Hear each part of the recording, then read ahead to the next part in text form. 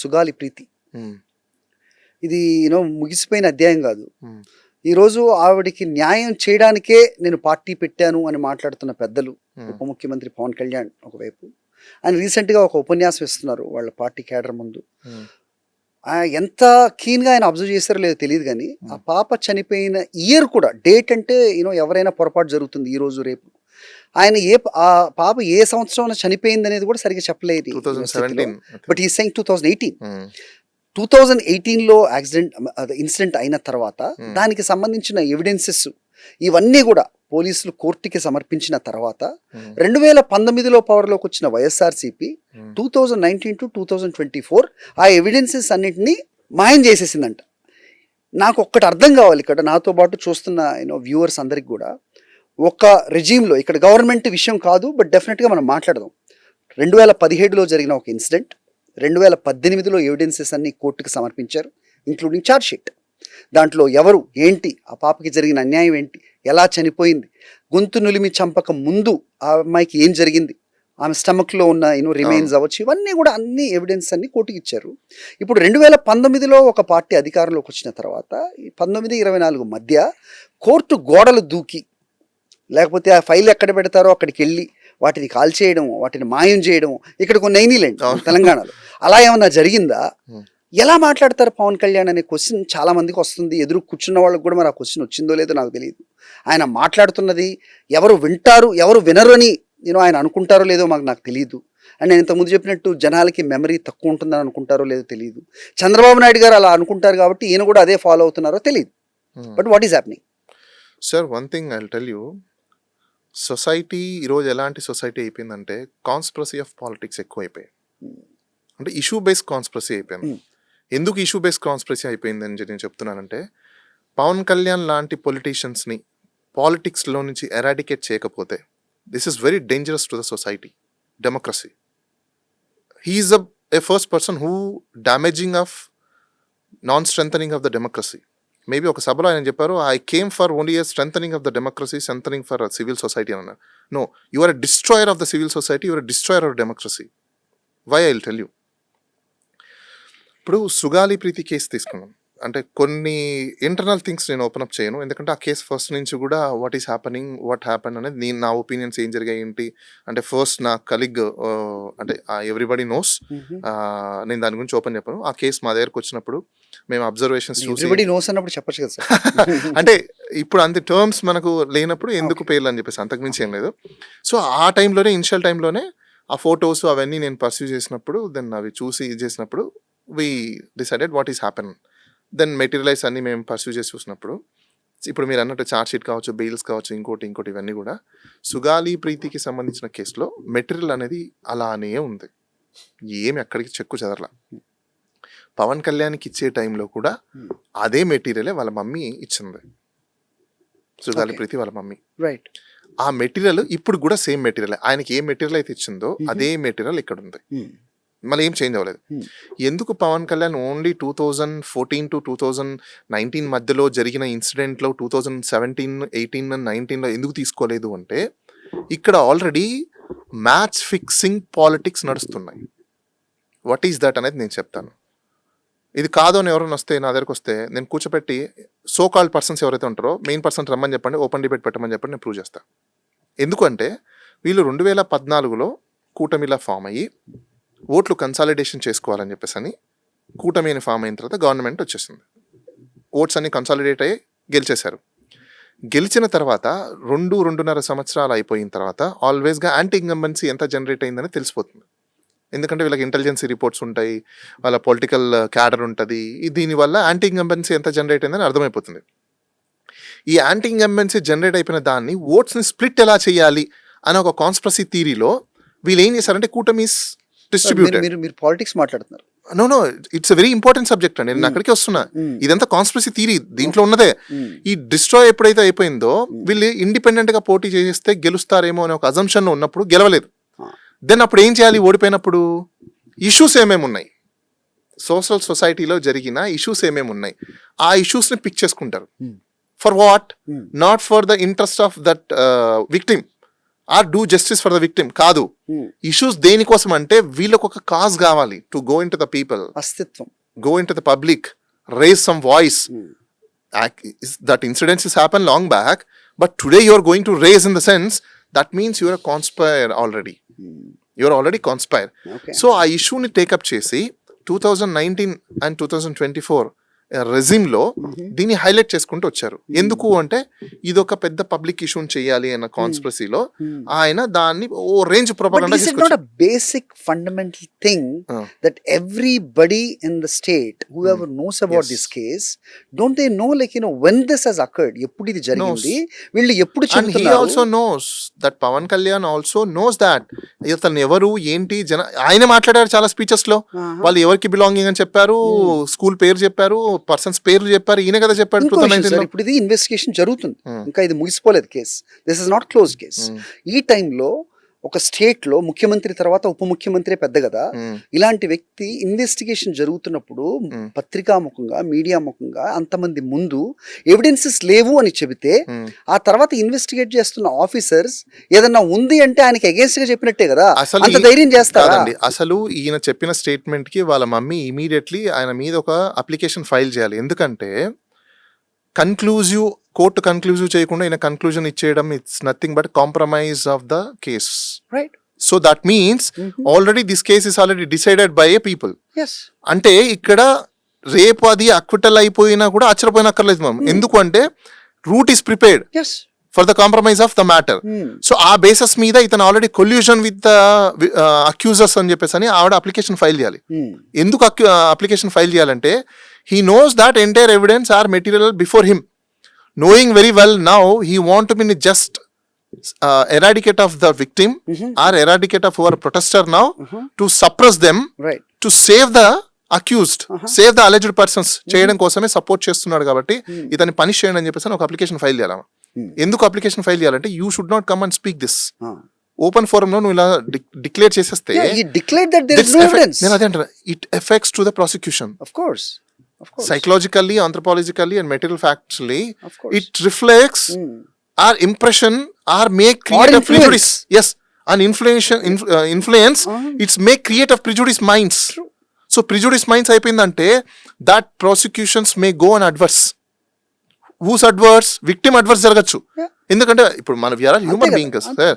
ఇప్పుడు నేను రైట్ ఎంత వాగినా కూడా ఇప్పుడు మీరు ఒక టీచర్ దగ్గరికి వెళ్తాం, చిన్న ఎగ్జాంపుల్, నేను ఎంత రైట్ ఆన్సర్ చెప్పినా కూడా టీచర్ యాక్సెప్ట్ చేయలేదు అనుకోండి, నో ఇట్స్ రాంగ్ అని అంటది. ఎందుకు? ప్రిజుడిస్ మైండ్ కాబట్టి. సో అలాంటి జరిగే అవకాశాలు ఉందనుకోండి, జరిగిపోయే అవకాశాలు రావచ్చు. సో కాబట్టి ఇమీడియట్లీ సుగాలి ప్రీతి వాళ్ళ మమ్మీ చేయాల్సిన పని ఏంటంటే ఆయన మీద ముందు అప్లికేషన్ ఫైల్ చేయాలి.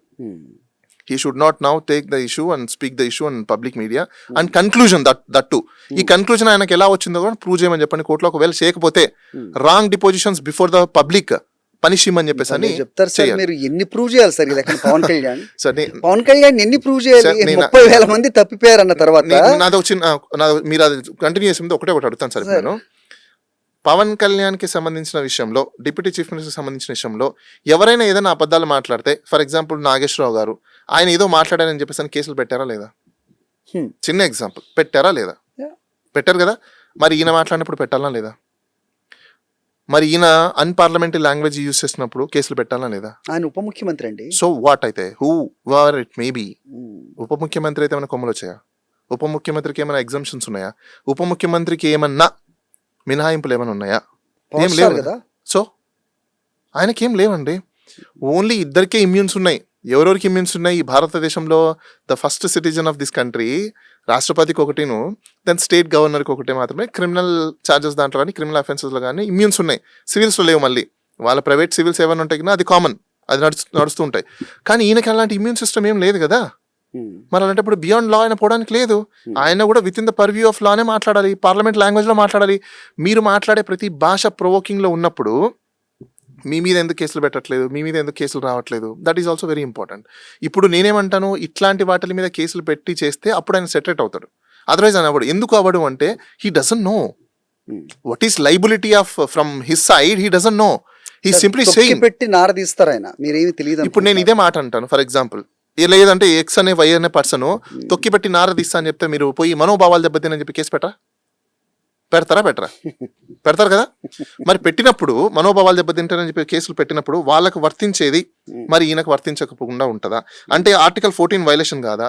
పారిటీ డిస్పారిటీ, మీరు డిస్పారిటీ చూపించండి, పారిటీ చూపించండి, మరి ఈక్వల్ చేద్దాం దాంట్లో కూడా. అయితే నేను ఈయన ఎంత ఇమ్మెచ్యూర్డ్ అనే దానికి నేను మీకు చిన్న నిదర్శనం చూపిస్తాను ఇప్పుడు. అంటే పబ్లిక్ తెలుసుకోవాలి. మేబీ ఎవరైనా విఘ్నులు ఉంటే ఆ కమ్యూనిటీకి సంబంధించిన వాళ్ళు they may raise the complaint before commission. చూడండి, ఒక రీసెంట్ జరిగింది. ఫాల్స్ ఎస్టీ అట్రాసిటీ కేసు ఉన్న సింపుల్ సివిల్ కేసు, దారి ఇవ్వలేదు, గొడవ జరుగుతుంది, అంతేగాని దానికి ఒక ఫాల్స్ ఎస్టీ అట్రాసిటీ కేసు పెట్టినా తప్పవుతుంది. దీనికి మీరు బాధితులు కాకండి. రియల్ ఎస్టీ అట్రాసిటీ యాక్ట్ ఎంత బలంగా పెట్టాలో ఫాల్స్ ఎస్టీ అట్రాసిటీ యాక్ట్ కూడా మీరు అంతే బలంగా మీరు నిలువరించాలి, తప్పదు. సో ఇప్పుడు ఈయన ఏం చేస్తున్నాడు? ప్రొవోక్ చేస్తున్నాడు. మీరు అనొచ్చు ఎలా ప్రొవోక్ అంటే ఆయన ఏదో అవేర్నెస్ ఇస్తున్నాడు కదా అని. నిలువరించాలంటున్నారు. నేను ప్రొవోక్ చేస్తున్నాడు ఇక్కడ. ఒక డౌన్ ట్రెండ్ లో ఉన్న సొసైటీని, అట్రాసిటీకి గురైన సొసైటీని, హైయెస్ట్ ఇన్స్టిట్యూషన్ పార్లమెంట్ డిజైన్ చేసిన ఒక యాక్ట్ని హీఈస్ ఇన్సల్టింగ్. అండ్ కాన్స్టిట్యూషన్ బాడీగా ఉన్న ఒక ఎస్సీ కమిషన్ యొక్క యాక్ట్ని కూడా హీఈస్ ఇన్సల్టింగ్. ఎందుకో నేను మీకు చెప్తాను. ఇప్పుడు ఆయన మాటల్లోనే మనం ఏమి విన్నాం? ఒక సివిల్ డిస్ప్యూట్ దారి ఇవ్వలేదు అని చెప్పేసి అని అట్రాసిటీ కేసు పెడతారన్నారు. అవునా? ఆయనకు తెలియని విషయం ఏంటంటే ఒక ఎస్సీ ఎస్టీలకి సంబంధించిన పర్సన్స్ని మీరు పాత్వే ఇవ్వకపోవడం కూడా offence under the SC ST act కదా. అడ్మిటల్లీ ఫ్యాక్ట్ ఆయన ఏం చెప్పాడు ఇక్కడ? He revealed that there is a fact. ఏంటి? దారి ఇవ్వలేదు అని చెప్పేది. when you doesn't know whether it is a civil case, whatever it may be, even civil case assume a moment, కానీ దారి ఇవ్వట్లేదు అనేది అక్కడ ఇష్యూ ఉందా? ఎవరికి అగెనిస్ట్ ఉంది అది? ఒక ఎస్సీ ఎస్టీ కమ్యూనిటీకి సంబంధించిన పర్సన్కి అగెనిస్ట్ ఉంది. అవునా? మరి ఇంకా వాళ్ళు ఆ community SC ST atrocity case పెట్టకుండా ఉంటే దాన్ని ఫాల్స్ కేసు అని నువ్వు ఎలా అంటావు? ఫాల్స్ కేసులు పెడుతున్నారని చెప్పి ఎలా డిక్లేర్ చేస్తున్నావు? అంటే ఇక్కడ ఏం చేస్తున్నావు? ఒక కమ్యూనిటీని ఐడియాలజికల్గా ఒక ఐడెంటిటీ బేస్ మీద డిస్ట్రాయ్ చేయడానికి క్రియేట్ చేసుకున్న ఒక కాన్స్పైర్ సిస్టమాటిక్ స్పీచ్ అంటా నేను అది. వై? బికాస్ నువ్వే ఇష్యూ ఉందని చెప్తున్నావు, నోయింగ్ వెరీ వెల్. ఈవెన్ గూగుల్లో కొట్టండి, ఎవరికైనా వచ్చేస్తుంది. Non giving a pathway to a SC ST community people అని కొడితే గూగులే చెప్పేస్తుంది మీకు, yes it is offence under the SC ST act. Property కానీ, ఆపర్చునిటీస్ కానీ, ఫైనాన్షియల్స్ కానీ, పాత్వేస్ కానీ, రిసోర్సెస్ కానీ, everything, even politics, non giving opportunity inter politics also becomes under the atrocity. ఎక్కడొచ్చింది సార్ అది? మీకెందుకు రా, మీరు ఎస్సీ ఎస్టీ వాళ్ళు, మీకెందుకు రాజకీయాలు? మేం చేస్తాం అది, మేము చౌదరీస్, మేము కమ్మాన్న నాయకులు ఇంకా బయటే తిరుగుతుంటే సార్. ఇప్పుడు ఎవరు దాని మీద యాక్షన్ తీసుకున్నారా లేదా నాకు తెలియదు సార్ కంప్లైంట్ కి. అయితే పవన్ కళ్యాణ్ గారికి తెలియకపోయిన ఇప్పుడు నేను ఎందుకు చెప్పానంటే ఇది ఆయన అఫెన్స్ కాదు, ఫాల్స్ కేసులు పెడుతున్నారు, మీరు నిర్వహించండి అంటే అర్థం ఏంటి? ఇప్పుడు ఈ ఫార్వర్డ్ కమ్యూనిటీ వాళ్ళు ఈ రోజు అందరూ ఆ కాలనీలో, సపోజ్ ఇప్పుడు ఒక ఫార్వర్డ్ కమ్యూనిటీ కాలనీస్ ఉన్నాయి సార్, ఈయన చెప్పాడని ఈ వీడియోలు చూసి అక్కడ ఎవరో పాపం ఒక 5 మందో 6 మందో ఫ్యామిలీస్ బతుకుతున్నారు అనుకోండి, వాళ్ళని అక్కడ రోడ్డు మీద పోనీయకుండా చేయకుండా స్టార్ట్ అయితే, ఇష్యూ స్టార్ట్ అయితే, who will take the responsibility? My question. ఎందుకంటున్నానంటే ఒక డిప్యూటీ చీఫ్ మినిస్టర్ ఇలా చెప్పాడు కదా, ఇంకా మనకేంటి అని చెప్పేసి అని సైకలాజికల్గా, ఆంథ్రపాలజికల్గా వాళ్ళు డిసైడ్ అయిపోతారు. డిసైడ్ అయిపోయేసి ఇప్పుడు మేనరిజం సార్, పవన్ కళ్యాణ్ చేసిన సినిమాలను చూసి అందరూ మేనరిజమ్స్ ఇలా చేస్తారు. ఇలా ఎలా ఎవరు చేశారు? ఎలా వచ్చింది? You did something movie, they learn, right? ఇప్పుడు ఇది కూడా సేమ్ అంతే. నేనేమంటానంటే ఈయన చెప్పిన ఈ వాక్యాలని, ఈ పదాలను తీసుకొని అక్కడ ఎస్పీలు ఉన్నారు, తర్వాత కలెక్టర్స్ ఉన్నారు, అందరి సమక్షంలో అన్నింది అఫెన్స్ కాలేదు అని పబ్లిక్కి తెలిసిపోయింది అనుకోండి, ఓసీ కమ్యూనిటీ, రేపు ప్రతి ఒక్క కమ్యూనిటీ, బిలో కమ్యూనిటీ, పావర్టీ లైన్లో ఉన్న కమ్యూనిటీ, అట్రాసిటీకి గురవుతున్న కమ్యూనిటీ, ప్రతి ఒక్కరి మీద దాడులు జరుగుతాయి. ఈ దాడులు జరిగినప్పుడు ఎవరు లూజర్ అవుతున్నారు? Who is a provoker, who is a better? This person is a better కదా. ఈయనకి ఇంకో ఫ్యాక్ట్ చెప్తాను, అది అఫెన్స్ కాదన్నాడు కదా. అఫెన్స్ అనేది నేను ఇక్కడ ప్రూవ్ చేస్తాను. ఇంకొక రీసెంట్ గా అంతకు ముందు జరిగింది. అమలాపురంలో కుల వివక్ష పైన కేంద్ర ఎస్సీ కమిషన్ స్పందించింది. ఇక 10 సంవత్సరాలుగా తాళ్ల పల్లేశ్వరరావు కుటుంబం ఎదుర్కొన్న సమస్యల్ని ఈ బృందానికి కుటుంబ సభ్యులు తెలిపారు. బాధిత కుటుంబానికి అండగా నిలిచేలా వామపక్షాలు, పలు సంఘాల నేతలు మద్దతు తెలిపారు. ఇన్నేళ్లుగా ఒక కుటుంబానికి వెళ్లేందుకు రోడ్డు నిర్మాణం చేపట్టని వైనం తెలుస్తుంది. ఇక వాటిపైన పూర్తి సమగ్ర నివేదికను ఇవ్వాలని జిల్లా కలెక్టర్, ఎస్పీలను కేంద్ర ఎస్సీ కమిషన్ డైరెక్టర్ సునీల్ ఆదేశించారు. దేనికోసం సార్ అక్కడ ఎస్సీ కమిషన్ యాక్ట్ అయింది? దారి ఇవ్వనందుకు. అంటే అది ఏమైంది సార్, అఫెన్స్ కదా. Of course. ఇప్పుడు అది అఫెన్స్ కాదు అని చెప్పేసి ఒక డిప్యూటీ చీఫ్ మినిస్టర్ డిక్లేర్ చేసేస్తే పబ్లిక్లో, ఆ పబ్లిక్ ఏం ఆలోచించాలి, ఎలాంటి మైండ్ సెట్స్కి రావాలి మీరే చెప్పండి. ఇప్పుడు ఇలాంటి ఇమ్మెచ్యూర్డ్ డిప్యూటీ చీఫ్ మినిస్టర్లు మనం సొసైటీలో పెట్టుకొని, మన స్టేట్లో పెట్టుకొని, right rule of law discharge అవుతుందంటే మనం బిలీవ్ చేయడానికి ఉందా? అది ఎవరో సామాన్యులు చెప్తే ఓకే, కానీ మీరంటే ఎలా sir? You have to have some mechanism or some solution. That's what అండి. Now definitely or suo motu or by an complaint, SC commission has to act. Right. ఎందుకంటే this is leads to be create a more violence towards of the Dalits Downtrodden. as well as the atrocity people who are suffering. Right. Already issues జరుగుతున్నాయి. Right. ఇప్పుడు నీ speeches తీసుకొని నువ్వు you're become better. ఇప్పుడు చాలా మంది అంటున్నారు, ఇక్కడ చూసారా, మన రీసెంట్గా నేను ఒక వీడియో ఎక్కడ చూశాను, జగన్మోహన్ రెడ్డి గారు వెళ్ళారు కాబట్టి ఇప్పుడు పోలీసు వాళ్ళ మీద కూడా దాడి జరిగిపోతుంది, రౌడీ షీటర్లు మూకలు ఎక్కువ అయిపోయారని చెప్పేసి ఒక వీడియోలో ఎక్కడ చూశాను నేను. అంటే ఆయన వెళ్ళి ఒక బాధితుడిని పరామర్శించి ఎఫ్ఐఆర్ కట్టినంత మాత్రాన రౌడీ షీటర్ని చేయమని చెప్పాను. ఏమని చెప్పాడా? లేదు కదా. సిస్టమ్ యొక్క ఫెయిల్యూర్ అని చెప్పాడు. ఇక్కడ ఈయన ఏం చెప్తున్నాడు, డైరెక్ట్లీ అటాక్ చేస్తున్నాడు. రైట్. ఒక యాక్ట్ని, కమ్యూనిటీని, యాక్ట్ యొక్క ఆబ్జెక్ట్ని, ఇంటెన్స్ ఆఫ్ యాక్ట్ని డైరెక్ట్గా డిస్ట్రాయ్ చేయడం కోసం. This is a systematic ideological destroying of the community. ఇదంతా తెలిసే చేస్తున్నారా? తెలియక చేస్తున్నారా? తెలిసే అండి. తెలియకుండా ఎలా? ఆయన ఏం చెప్పాడు ఇప్పుడు, ఆయన మాటలోనే ఏం చెప్పాడు, దారి ఇవ్వట్లేదు, దెర్ ఈస్ అ డిస్ప్యూట్. దారి ఇవ్వట్లేదు అనే డిస్ప్యూట్ ఉన్నప్పుడు ఏ పక్కనున్న ఆఫీసర్లు ఎవరు మీకు చెప్పలేదా? స్పీచ్ రాసి ఇచ్చిందే కదా అది. ఆ ఇష్యూ ఇప్పుడు మీరు వచ్చినప్పుడు ఆఫీసులకి ఇదేదో ఇష్యూ అంట అని చెప్తే ఖచ్చితంగా వాళ్ళు చెప్పింటారు కదా. ఎస్సీ ఎస్టీ పీపుల్ అయినప్పుడు బేసిక్ ఫండమెంటల్ ఎవరికైనా తెలుసు, ఎస్సీ ఎస్టీలకి దారి ఇవ్వకపోవడం కూడా ఇట్స్ అఫెన్స్ అని చెప్పేసి. అవునా? మరి ఈ మాత్రం కూడా మీకు తెలియనప్పుడు మరి మీరు ఎందుకు డిప్యూటీ చీఫ్ మినిస్టర్గా? Simple question sir. ఇప్పుడు మీరు ఇదే ఒమిషన్ చేసినప్పుడు రేపు ఇంకా ఎన్ని పెద్ద పెద్ద ఒమిషన్ చేస్తున్నారు ఎవరికి తెలుసండి. Right sir. పర్యావరణ పరిరక్షణ చేయట్లా, తాగడానికి నీళ్లు లేవు. మళ్ళీ అగైన్ ఐఎమ్ క్లైమింగ్. ఎందుకు లేవు అంటే డబ్బులు పెట్టి కొనుక్కోవాల్సిన పరిస్థితులు ఇంతవరకు దిగజారిపోయినప్పుడు మీరు ఏం చేశారు? వాటర్ని ఏం సేవ్ చేశారు? పొల్యూషన్ కంట్రోల్ ఎంత చేశారు? ఎన్విరాన్మెంట్ ప్రొటెక్షన్ ఎంత చేశారు? ఎక్కడ ఉన్నాయి? జీరో. సో ఫస్ట్ వాటిని మీరు తాట తీయకుండా, వాటిని మీరు తోలు తీయకుండా, సేవ్ చేయకుండా, జనాల్ని ఎవరో తాట తీస్తాను తోలు తీస్తాను అని తర్వాత చూస్తానంటే ఆయన డైరెక్ట్లీ ఏం చెప్తున్నాడు, రేపు నేను ఓడిపోతే సమాజంలో వచ్చి లా అండ్ ఆర్డర్ డిస్టర్బెన్స్ చేస్తానని ఇండైరెక్ట్లీ చెప్తున్నాడు. మరి కాదా? నేను తాట తీస్తా మరి అంతే కదండి. వాట్ ఈస్ నాకే మీరు చెప్పండి సార్, నాకు తెలియదు. ఇప్పుడు సరే నేను రాకపోతే ఒకవేళ మీ గవర్నమెంట్ వస్తే తాట తీస్తాను మీ సంఘం అంటే ఏం చెప్పాలనుకుంటున్నావు? తాట తీయడం అంటే ఏంటి? What is the mean of it చెప్పండి నాకు. చర్మం అలవాడేనా అంటే నా చర్మం ఉండడం అఫెన్స్ కాదా? తాట తీయడం అనేది అఫెన్స్ కాదా? దెన్ పార్లమెంట్ లాంగ్వేజ్ యూజ్ చేయాల్సిన మీరే హైయెస్ట్ పొజిషన్లో కూర్చొని మీరు ఇలాంటి అఫెన్స్లు చేసుకుంటూ పోయినప్పుడు కామన్ మ్యాన్ కూడా దాన్ని ఫాలో అయిపోతాడు. ఈరోజు సొసైటీ ఎందుకు ఇలా డిస్ట్రాయ్ అయిపోయిందంటే because of the politicians who are acting like that. మీరు అలా యాక్ట్ చేస్తున్నారు కాబట్టి సొసైటీ అలా అయిపోయింది. ఏమంటున్నారు, వాళ్ళే చేసినప్పుడు మేమెంత, పొలిటీషియన్స్ చేసినప్పుడు మేమెంత, వాళ్ళే పెద్ద పెద్ద స్కాములు చేసినప్పుడు మేమెంత అనే పాయింట్కి వచ్చేసారు. ఈరోజు లాండర్ ఈ విధంగా అన్కంట్రోల్ సిచ్యువేషన్లకు ఎందుకు వెళ్ళిపోయిందంటే because of provoking by the deputy chief minister. Again I'm telling, every speech మీరు ఏదైనా తీసుకోండి, ఇట్స్ ప్రొవోకింగ్ నేచర్.